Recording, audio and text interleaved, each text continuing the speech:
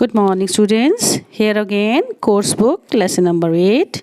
The name of the lesson is A Fairy with Horns by Ruskin Bond. Students, here is again Mr. Ruskin Bond and one of his beautiful story that really would going to teach you and would definitely teach us all a very healthy lesson.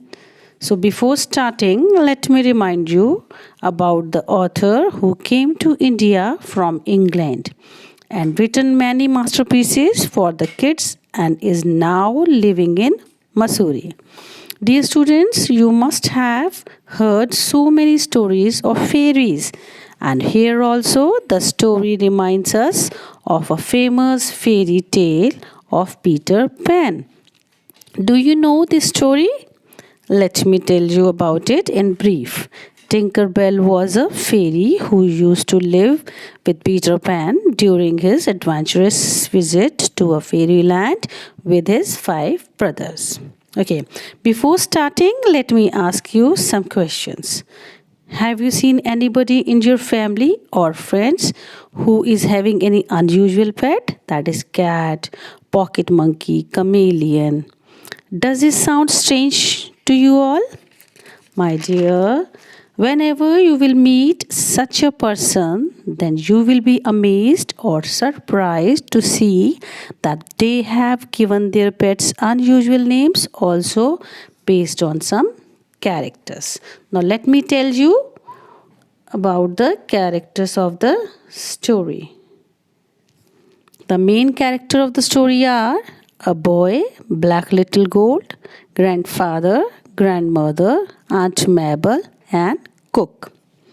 Here also our main character was wandering here and there before mountain rain.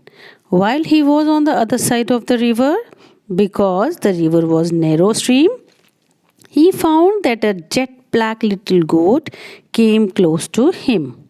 He offered him a ginger biscuit. She enjoyed it, and thereafter she started following him.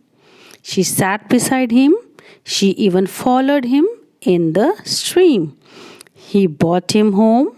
His grandfather was very fond of having strange animals as their pet, but grandmother was totally against it because the grandfather had filled the house with useless pets as per the grandmother's view or thinking.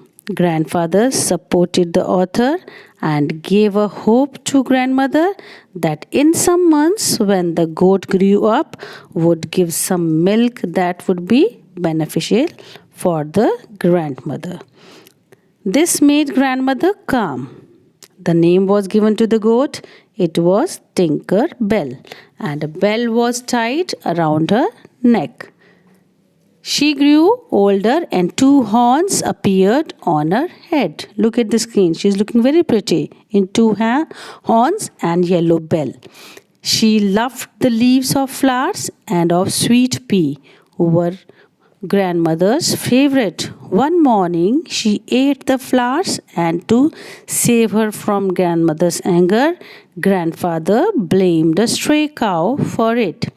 Tinker Bell used to hit with her horns to everyone who bowed over any flower or plant, who she realized. One day, Aunt Mabel came to their house and was bending over a pot. Look at the screen. The Aunt Mabel is there. She is bending over a pot and talking to the plants. She had this habit of talking to the plants and flowers. Tinker Bell hit her hard, and it made grandmother too annoyed.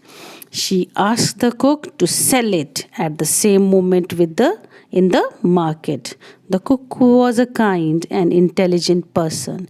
He bought Tinker for himself and told the author this very secretly.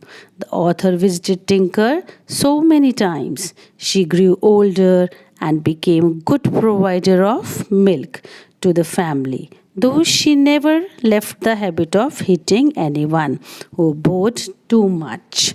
So here the chapter teaches us that obedience and love to pet is always fruitful to us.